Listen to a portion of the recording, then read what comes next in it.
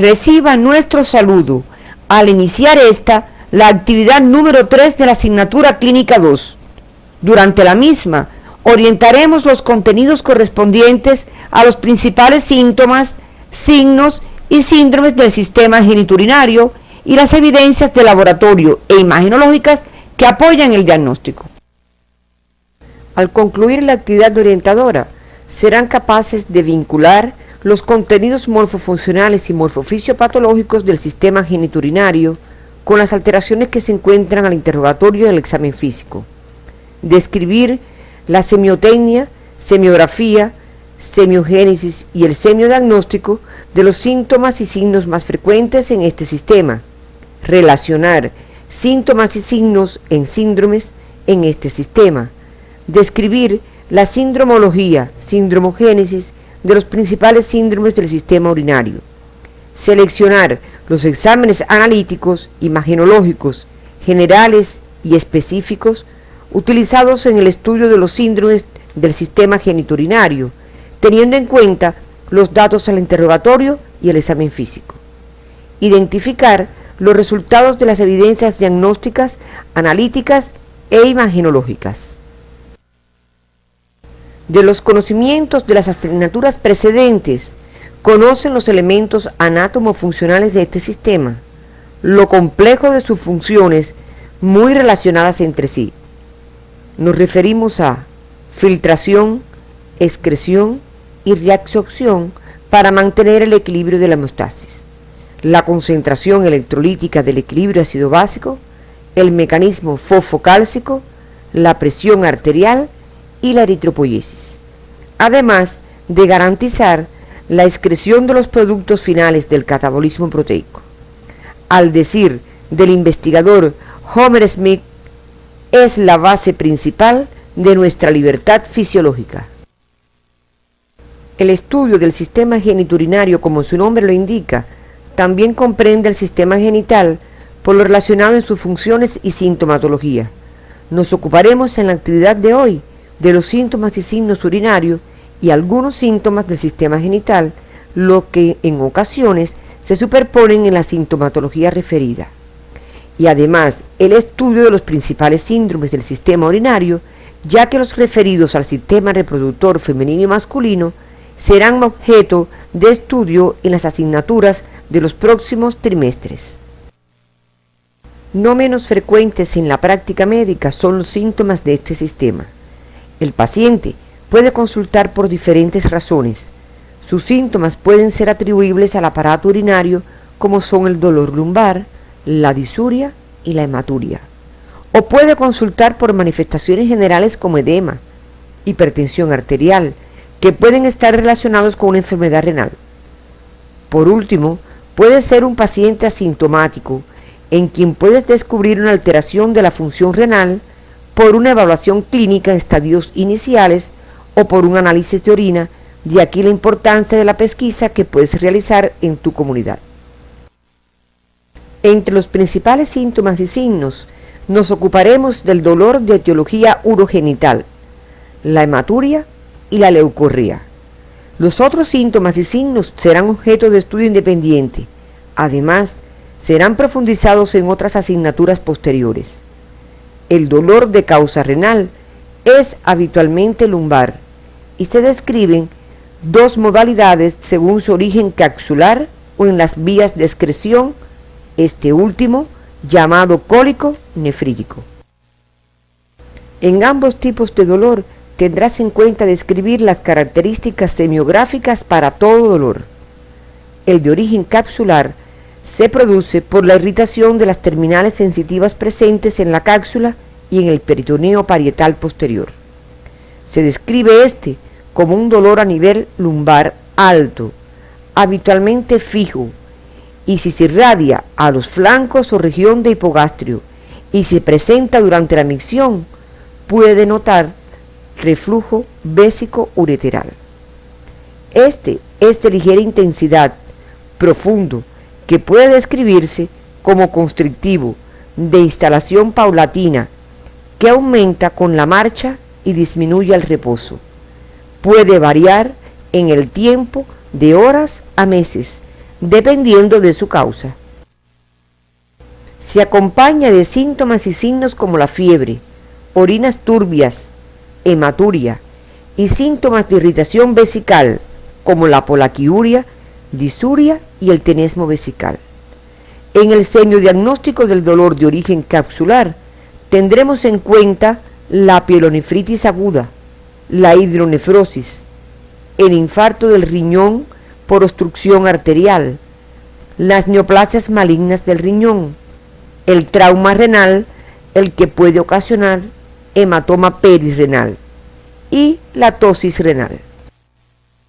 Por otra parte, el dolor llamado cólico nefrítico es de localización lumboabdominal, que en ocasiones se localiza unilateralmente en el hipocondrio, flanco o fosa ilíaca, lo que tiende a confundirnos con otro órgano intraabdominal, con una irradiación característica, siguiendo el trayecto del uréter hacia abajo y adelante, hacia el testículo en el hombre y el labio mayor en la mujer, y puede alcanzar la cara interna del muslo. La intensidad se describe como uno de los dolores más intensos, describiéndose una característica que el enfermo no puede estar quieto, lo que genera gran intranquilidad y adoptar varias posiciones. Se presenta en forma brusca, aunque se describen algunos síntomas prodrómicos como pesantez lumbar, hematuria y polaquiuria. Es continuo, con paroxismo, a tipo cólico, con una duración de horas hasta días.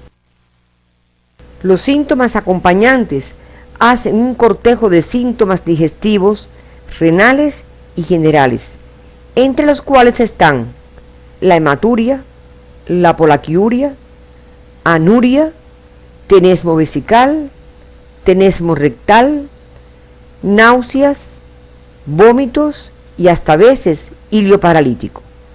Los músculos paravertebrales pueden estar contraídos, condicionando una posición antálgica. Todas estas cualidades hacen este tipo de dolor un dolor característico que desde la entrada del paciente, la anamnesis y el examen físico será de fácil diagnóstico. Los antecedentes son de gran utilidad, pues existen otros procesos que pueden manifestarse de forma semejante.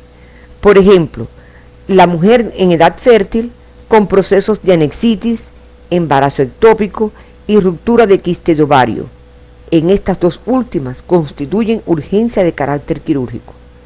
En el hombre y la mujer con las diverticulitis y apendicitis. Por eso, los datos personales, la edad, la historia menstrual en la mujer, la ocupación, los antecedentes personales y de enfermedad contribuyen de manera decisiva al semiodiagnóstico. Si el dolor es lumbar, sordo, se acompaña de fiebre, escalofríos y náuseas, hace pensar en una infección urinaria alta o pielonefritis.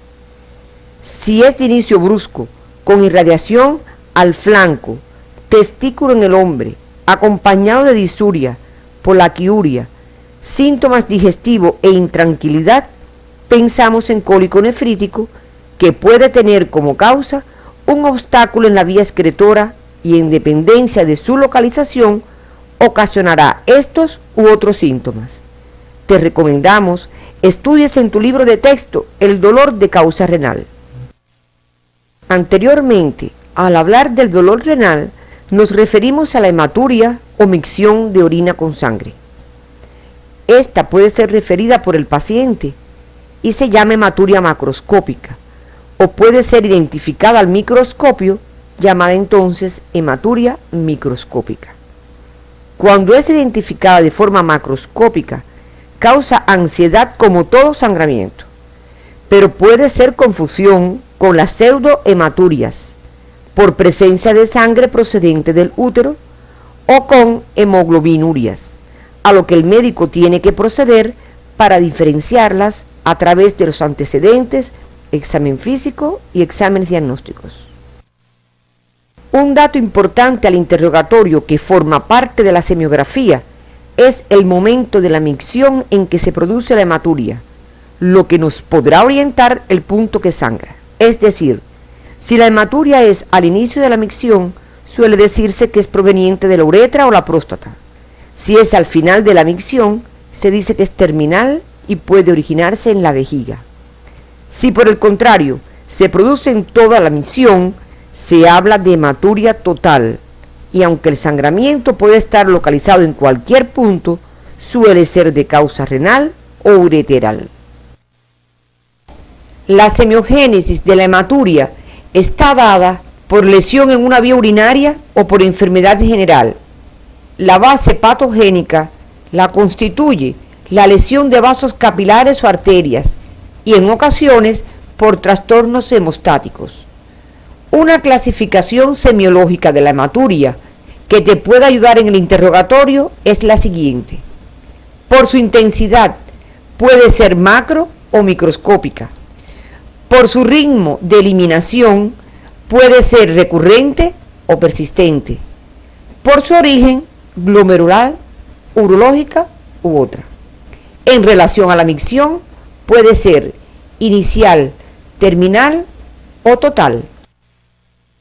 Las principales causas de hematuria son las litiasis pielocaliciales, ureteral, vesical o uretral. Los tumores del riñón. Se refiere que la hematuria puede ser la única queja de un paciente y puede constituir el aviso de un hipernefroma.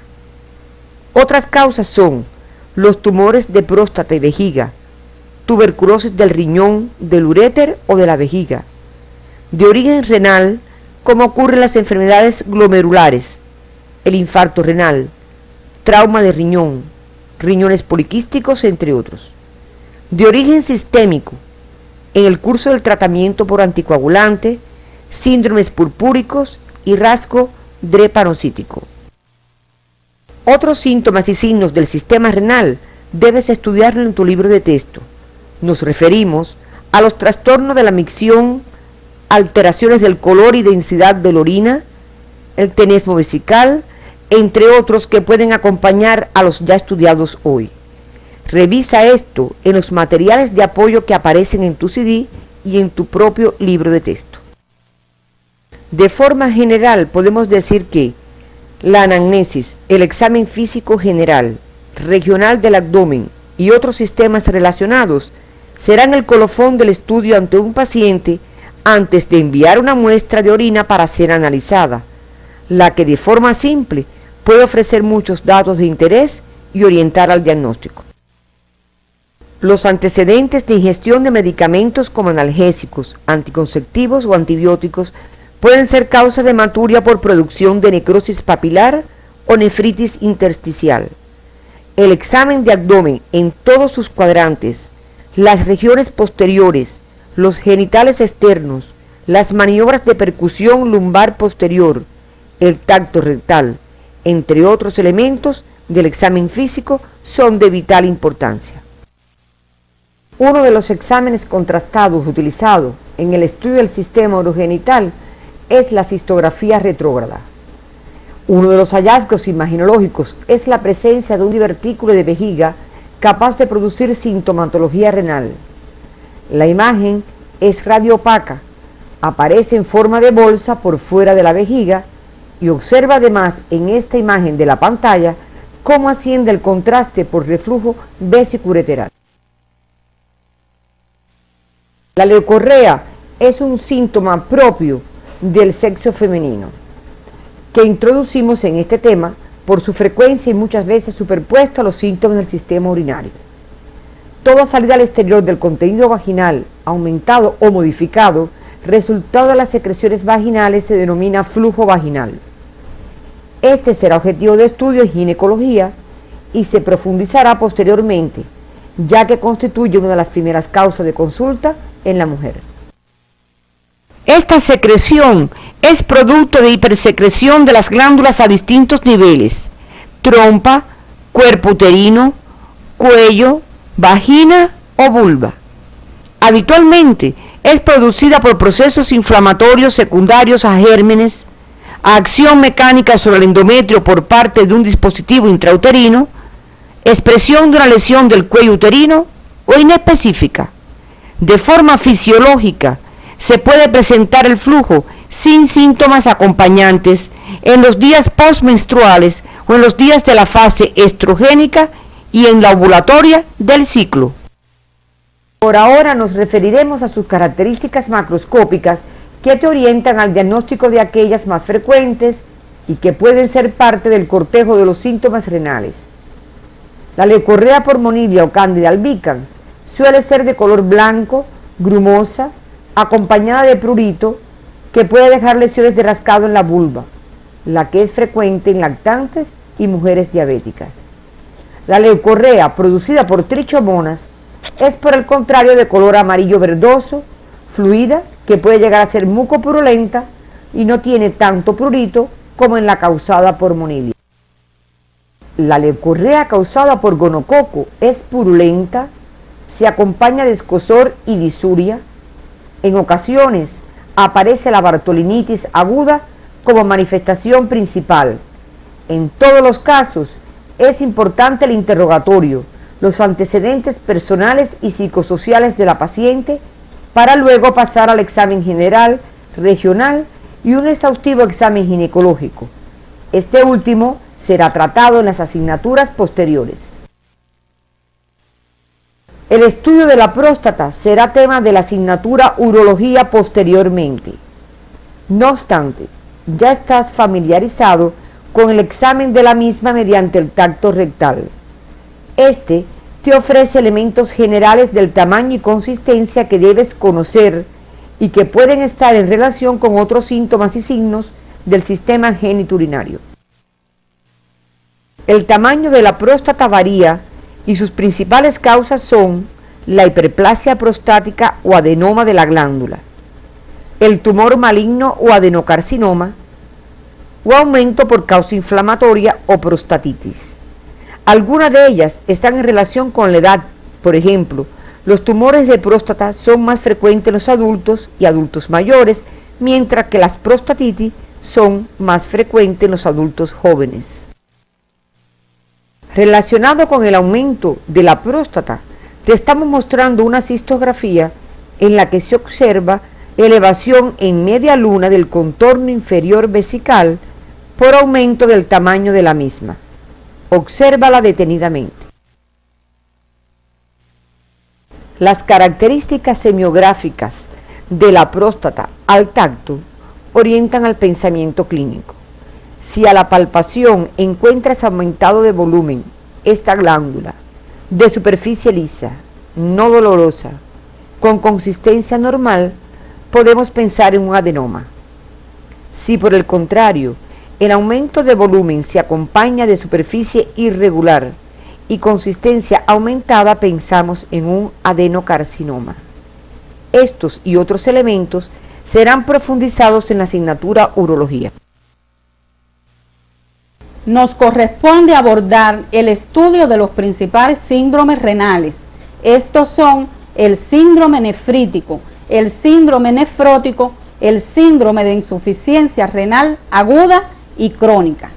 La pérdida de la función renal es un síndrome clínico humoral, resultado del cese o disminución de la función renal, que ocasiona retención de productos nitrogenados y desequilibrio hidroelectrolítico, que puede llegar a poner en peligro la vida del paciente si es aguda. El factor para definir si es aguda o crónica está en relación al tiempo o velocidad en la que se desarrolla. La insuficiencia renal aguda se caracteriza por la pérdida de la función renal en horas o días, con aumento de la creatinina mayor del 50% del valor basal y disminución del volumen de la orina en 24 horas menor de 500 mililitros, aunque este último no es obligado. Los síntomas de este síndrome dependen de la enfermedad que la origina y aparecen los propios del desequilibrio hidroelectrolítico, como acidosis metabólica e hiperpotasemia. Se presenta tanto en pacientes internados como ambulatorios. Para el síndrome diagnóstico se ha clasificado para su mejor comprensión en prerrenal, renal y posrenal. La prerrenal se debe fundamentalmente a hipoperfusión renal, con una reducción de la filtración glomerular, por lo que no se asocia a daño de la estructura renal.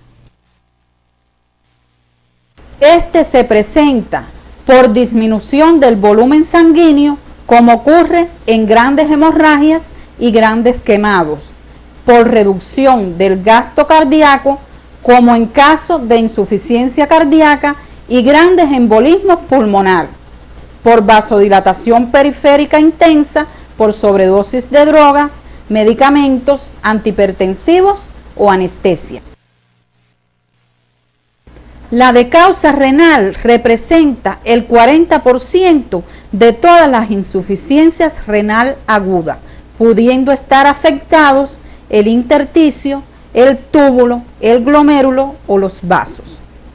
Por lesión a nivel intersticial, las nefritis infecciosas. Por lesión tubular, en las necrosis tubular exógenas producidas por antibióticos como los aminoglucósidos, las sulfas, agentes anestésicos, diuréticos, insecticidas, metales pesados y hemólisis intravascular en reacciones posttransfusionales. Por lesión glomerular, como es el caso de la glomerulonefritis infecciosa y enfermedades sistémicas. Por lesión de los vasos finos intrarrenales en procesos de coagulación intravascular y la toxemia del embarazo. Las evidencias analíticas en insuficiencia renal aguda de causa prerrenal son resultado de las alteraciones en el flujo sanguíneo renal, por lo que los pacientes afectados mostrarán en el hemograma signos de hemoconcentración, los cuales son incremento en las cifras de hematocrito e incremento relativo en las de hemoglobina, ya que no es la masa globular roja la que aumenta, sino que disminuye la porción líquida de la sangre o plasma en los casos de deshidratación. Si la insuficiencia prerrenal es causada por shock hipovolémico por pérdida sanguínea, los resultados del hemograma serían muy diferentes, pues ante la intensidad de dicha pérdida encontraríamos hemoglobina disminuida en correspondencia a la disminución del hematocrito. Si la insuficiencia prerrenal es por shock cardiogénico, encontraríamos policitemia, que se expresa como hemoglobina y hematocrito elevados.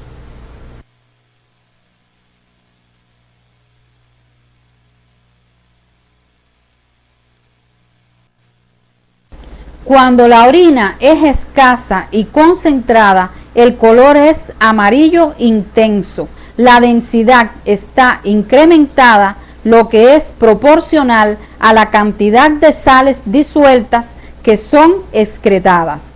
Los niveles de urea se elevan en primera instancia ostensiblemente, seguidos de los de creatinina. El estudio del sedimento urinario no reporta en este tipo de insuficiencia grandes evidencias, porque la función renal primariamente no es quien se afecta. En la insuficiencia de causa renal, el volumen urinario se encuentra disminuido, pero la densidad de la orina disminuye considerablemente porque el riñón pierde su capacidad de excretar sales. Los ácidos séricos, urea y creatinina se elevan considerablemente desde el inicio del síndrome. En el estudio del sedimento urinario, ya sea a través del conteo de la cituria o el conteo de Addis, se observa la presencia de cilindros hemáticos, sugiriendo la existencia de glomerulonefritis o vasculitis. Si se observan leucocitos eosinófilos, se debe sospechar nefritis intersticial aguda, y si se encuentran cilindros granulosos y leucocitarios acompañados de células epiteliales tubulares, el diagnóstico probable es la necrosis tubular aguda. En la insuficiencia renal postrenal, el volumen urinario disminuye de forma brusca. Los azoados en sangre se incrementan, pero no tan intensamente como en los dos tipos anteriores. El sedimento urinario revela la presencia de cilindros hemáticos. El diagnóstico positivo y etiológico de este tipo de insuficiencia lo efectúan los exámenes imagenológicos. La insuficiencia renal aguda postrenal es menos frecuente y se observa cuando el flujo urinario de ambos riñones se encuentra obstruido, como es el caso de cálculos ureterales o por compresión extrínseca. En todos los casos te apoyarás en una anamnesis exhaustiva y el examen físico para luego seleccionar los exámenes complementarios que corroborarán el diagnóstico sindrómico. El síndrome de insuficiencia renal crónica se corresponde con la disminución lenta y progresiva de la función renal. El destino final es la elevación de los niveles de urea en sangre. Para esto, el daño renal debe ser en ambos riñones y su evolución progresiva. Su evolución se desarrolla en varias etapas, desde la subclínica hasta la fase final de uremia. Se identifica clínica y humoralmente por niveles de urea y creatinina elevadas, nicturia, hipertensión arterial, anemia y reducción del tamaño renal. Los mecanismos fisiopatológicos o sindromogénesis se explica por la disminución del número de nefronas y disminución del nefrón aislado. Es de destacar que el incremento de los niveles de creatinina anticipa al de la urea. No existe una relación entre los niveles de azoados y el filtrado glomerular. Más relacionados están la creatinemia y el filtrado glomerular. Te recomendamos revisar estos contenidos en las asignaturas precedentes, en el libro de texto de la asignatura y el material de apoyo que aparece en tu CD.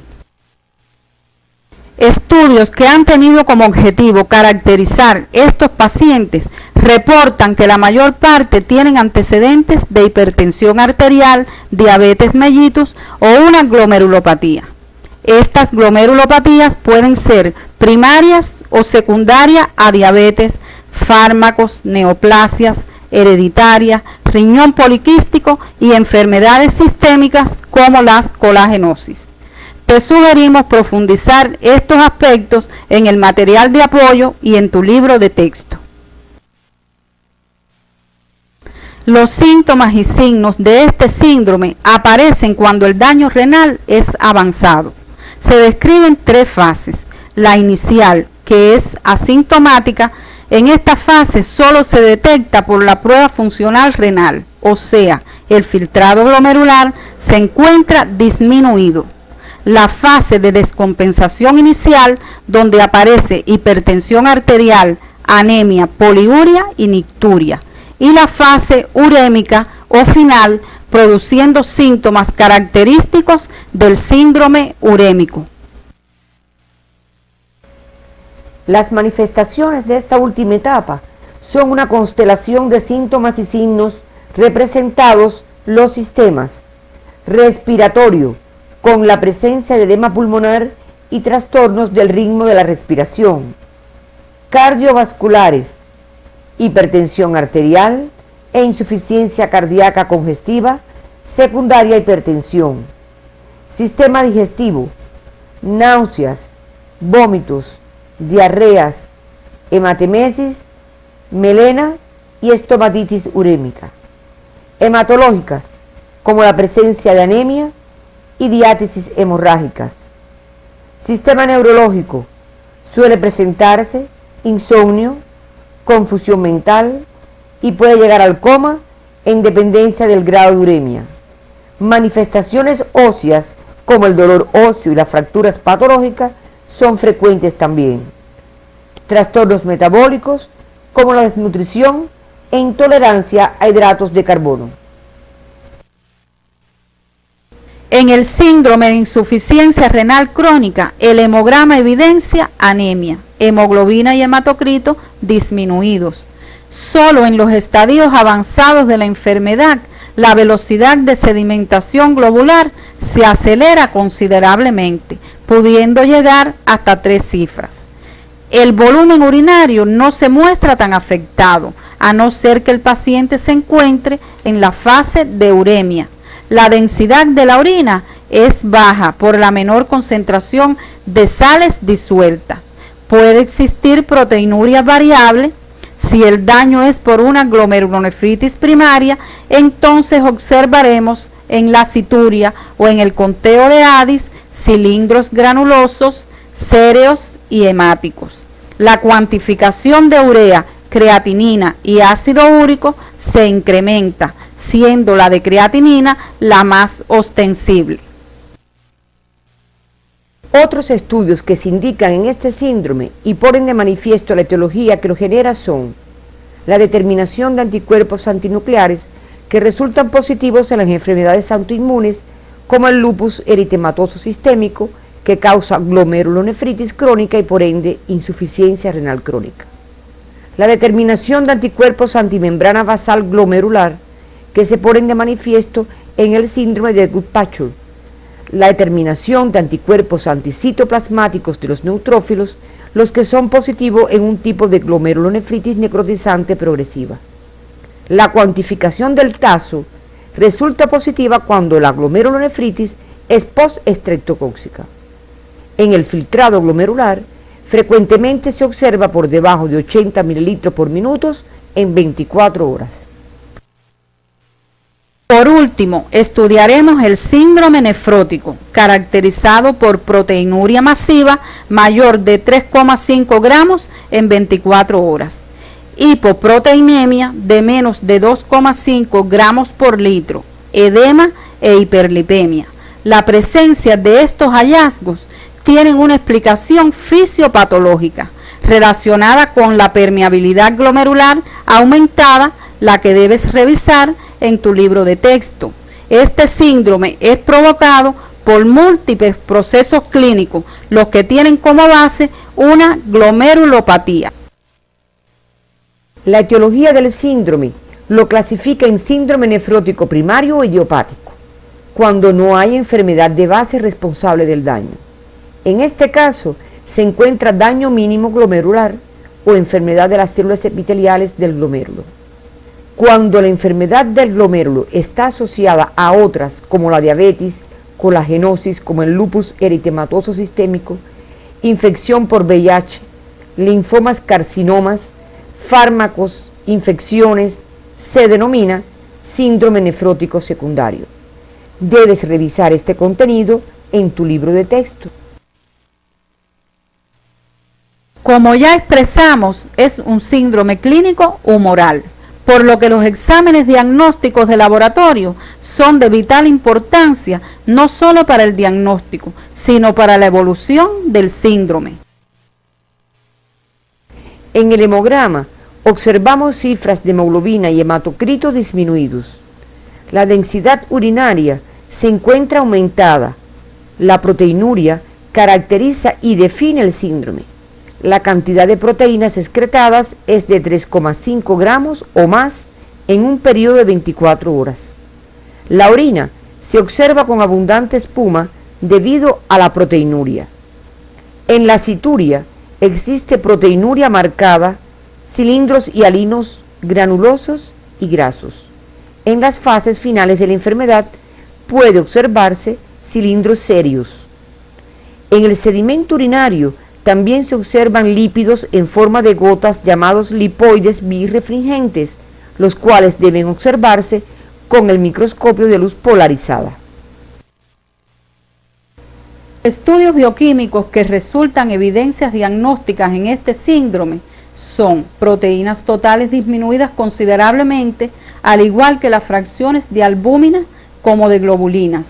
En la electroforesis de proteínas se observa un patrón característico, donde existe disminución de las zonas de albúmina y gamma globulina y aumento de las alfa globulinas.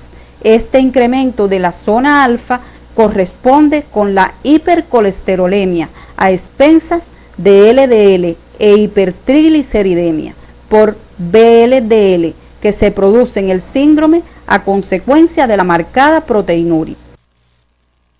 Para el estudio del síndrome nefrítico te recomendamos la bibliografía básica y el material de apoyo que aparece en tu CD. Todos los síntomas, signos y síndromes estudiados pueden ser de aparición en pacientes ambulatorios, algunos secundarios o complicaciones de otras enfermedades, por lo que debes tener presente para ir a su pesquisa. Ejemplo de ellos es la insuficiencia renal crónica, pudiendo encontrar a estos pacientes en tu comunidad. Orientaremos ahora los estudios imagenológicos más utilizados en este sistema. Para realizar los exámenes contrastados del riñón, es necesaria la preparación del paciente igual al tracto urinario simple. Y necesitamos además la administración endovenosa de yodo. Por lo tanto, todo paciente alérgico al mismo no debe someterse a este estudio. Te estamos mostrando en la pantalla un urograma descendente donde se observa el sistema excretor renal teñido con el medio de contraste utilizado.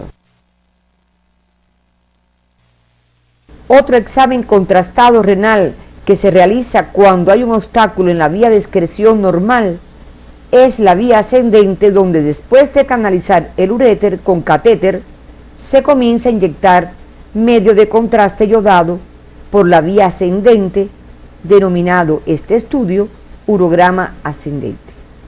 Te estamos mostrando una radiografía donde está señalado el catéter y la opacificación de las vías excretoras del riñón derecho.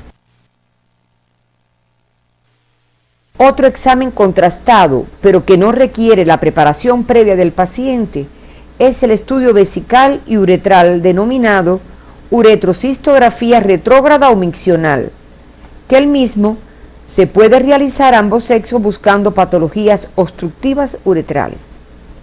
Te estamos mostrando una uretrocistografía en el hombre normal y una en la mujer con dilatación uretral por estenosis físmica. Otro examen contrastado que requiere preparación previa del paciente e instrumentación intervencionista es la ortografía abdominal, de gran valor en el estudio de la hipertensión renovascular. Observa atentamente en esta ortografía una zona avascular señalada en el polo inferior del riñón derecho, compatible con un quiste renal. El examen de ecografía abdominal y escrotal tiene hoy en día una prioridad por encima de los exámenes contrastados por no tener el inconveniente de preparación previa ni utilización de medio de contraste yodado. Te estamos presentando una ecografía renal con imagen tumoral hipoecoica compatible con un tumor renal y una ecografía testicular donde se aprecia el testículo rodeado de líquido en un paciente con diagnóstico de hidrocele. Te exponemos ahora algunas patologías con diferentes estudios del sistema genitourinario. Observa una ecografía del testículo donde aparece una imagen hipoecoica tumoral compatible con un seminoma testicular y un tractus urinario simple donde puedes observar las imágenes calcificadas en la excavación pelviana compatible con litiasis vesical. Observa ahora en pantalla una radiografía contrastada de las vías urinarias, donde presenta un cálculo en la vía ureteral izquierda con hidronefrosis del mismo lado. Y en la otra radiografía, la presencia de un cálculo gigante en la vejiga que ocasiona obstrucción de la excreción urinaria a ese nivel.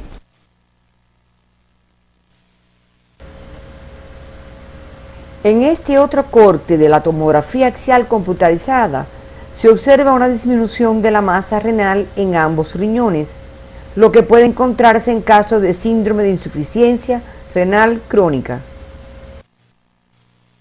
En este otro corte de tomografía axial computarizada, aprecien la atrofia renal bilateral que acompaña también al mismo paciente anterior.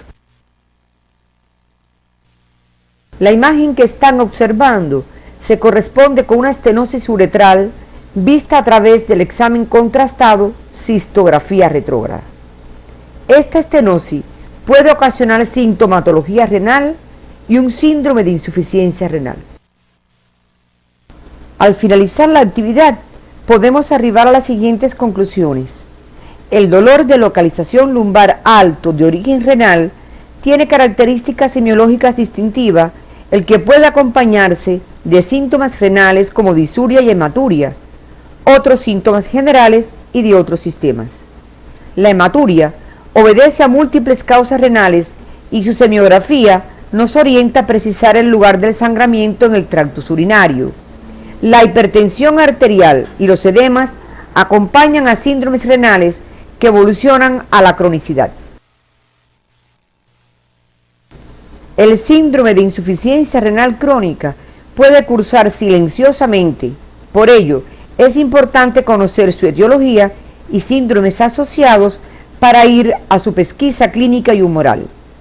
Las evidencias de laboratorio clínico, partiendo del examen de orina, hemograma, determinación de azoados y otras bioquímicas, contribuyen de manera decisiva en el diagnóstico de síndromes renales y su evolución. Los estudios imagenológicos simples, contrastados y otros específicos e invasivos permiten corroborar el diagnóstico sindrómico y determinar la etiología en la mayoría de los síndromes renales. Como parte de la evolución de algunos síndromes de causa renal, se encuentran los del desequilibrio hidroelectrolítico, que son responsables de la gravedad o conllevar a la muerte de un paciente con enfermedad renal. Su detección o diagnóstico es clínico o humoral, lo que requiere de una destreza en identificar tempranamente sus manifestaciones para seleccionar la conducta adecuada. Este será el objetivo de la próxima actividad orientadora.